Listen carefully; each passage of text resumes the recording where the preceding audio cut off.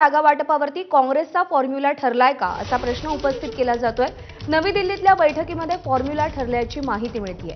जागा वाटप फॉर्म्युलाची एक्सक्लुझिव्ह माहिती एबीपी माझाच्या हाती लागलेली आहे। सध्या महाविकास आघाडीमध्ये जागा वाटपावरून अनेक चर्चा होत आहेत, बैठका होत आहेत। जागा वाटपाचा जो काही प्रश्न असेल तो दिल्लीमध्ये उद्धव ठाकरे, शरद पवार आणि काँग्रेसचं हायकमांड घेईल असं सांगितलं गेलं होतं। काँग्रेसच्या राज्यातल्या नेत्यांचा त्यामध्ये कोणताही सहभाग नसेल किंवा त्यावर त्यांचं कोणतंही मत नसेल असंही सांगितलं गेलं होतं आणि महाविकास आघाडीतल्या जागा वाटपावर आता काँग्रेसचा फॉर्म्युला ठरल्याची माहिती मिळते। काँग्रेसचा जागा वाटपाचा फॉर्म्युला नेमका काय आहे, ग्राफिक्सच्या माध्यमातून आपण एक नजर टाकूया।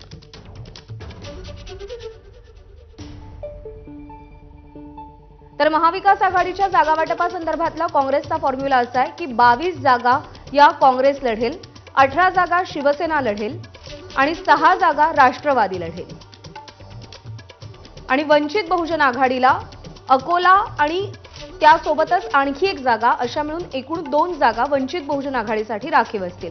हा फॉर्म्युला काँग्रेसचा सध्या समोर आलेला आहे।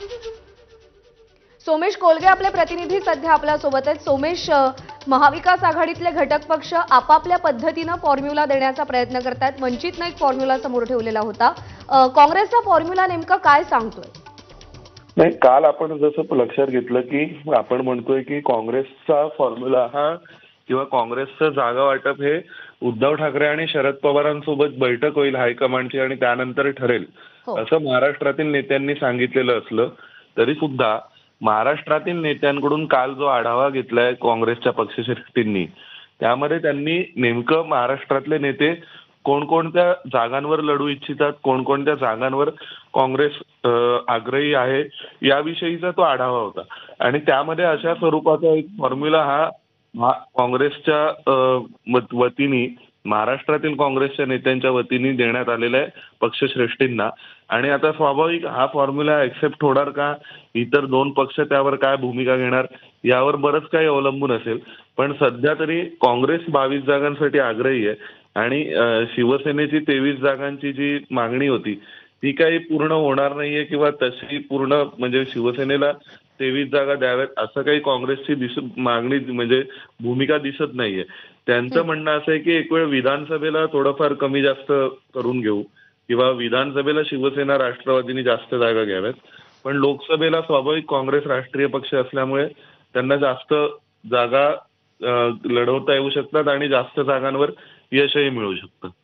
प्रज्ञा, एक छोटासा प्रश्न सोमेश, खरं तर संजय राऊत असं म्हणाले होते की काँग्रेसनं शून्यापासून सुरुवात केली पाहिजे आणि काँग्रेसचा आत्ताचा जो फॉर्म्युला आपण पाहतोय तर सर्वाधिक जागा काँग्रेस लढण्यावरती या फॉर्म्युलामध्ये ठाम असल्याचं दिसतंय। वादाचा मुद्दा ठरू शकतो हा नवा फॉर्म्युला? वादाचा मुद्दा ठरूच शकतो, पण दुसऱ्या बाजूला हे सुद्धा आहे की ज्या प्रकारे संजय राऊत म्हणाले काँग्रेसच्या आकडेवारीबद्दल तसं काँग्रेसनेही असं सांगितलंय की 2019 साली शिवसेनेचे खासदार जे निवडून आले त्यावेळी शिवसेनेसोबत भारतीय जनता पक्ष होता आणि त्यामुळे आत्ताची जी नवी शिवसेना आहे त्यामध्ये तुम्ही नेमकं म्हणजे एकतर त्यांनी आणखीन एक मुद्दा जो हायकमांडकडे मांडलाय तो अतिशय महत्वाचा होता, तो म्हणजे राष्ट्रवादी काँग्रेस शरद पवारांची आणि शिवसेना उभाटा या दोघांचं चिन्ह कोणतं असणार याविषयी सुद्धा अजून पूर्ण निर्णय झालेला नाहीये। त्यांच्या चिन्हाचं काय होणार हे माहिती नाहीये। तर अशा पार्श्वभूमीवर काँग्रेसनेच इथे लोकसभेत महत्वाची भूमिका बजावावी आणि वाटल्यास विधानसभा आणि इतर छोट्या निवडणुकांमध्ये या 2 पक्षांना कदाचित झुकतं माप मिळेल, पण लोकसभेमध्ये मात्र काँग्रेस आग्रही आहे असं आहे। त्यामुळे यातून स्वाभाविक वाद होऊच शकतात आणि काही जण ज्यांना म्हणजे इंडिया आघाडीतून बाहेर पडण्याचं काहीतरी निमित्त कारण हवं असेल ते या कारणावरून बाहेरही पडू शकतात। निश्चित।